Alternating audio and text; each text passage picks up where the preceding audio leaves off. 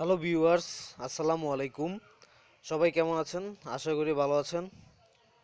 তো ভিউয়ার্স, আজকে আমি আপনাদের দেখাবো কিভাবে অ্যান্ড্রয়েড ফোন থেকে মেমোরি কার্ড ফরম্যাট দেওয়া যায়। তো আপনারা সবাই জানেন যে ফাইল ম্যানেজার থেকে অ্যান্ড্রয়েডে ফরম্যাট দেওয়া যায় না। এখানে ফরম্যাট দেওয়ার কোনো সিস্টেম নেই। তো কিভাবে আপনি অ্যান্ড্রয়েড থেকে ফরম্যাট দিবেন? তো এর জন্য আপনাকে সেটিংয়ে যেতে হবে। সেটিংয়ে যাবেন।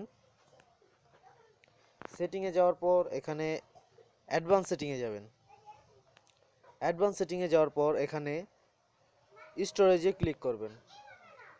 স্টোরেজে ক্লিক করার পর সবার নিচে আসবেন, এখানে দেখতে পাবেন ইরেজ এসডি কার্ড।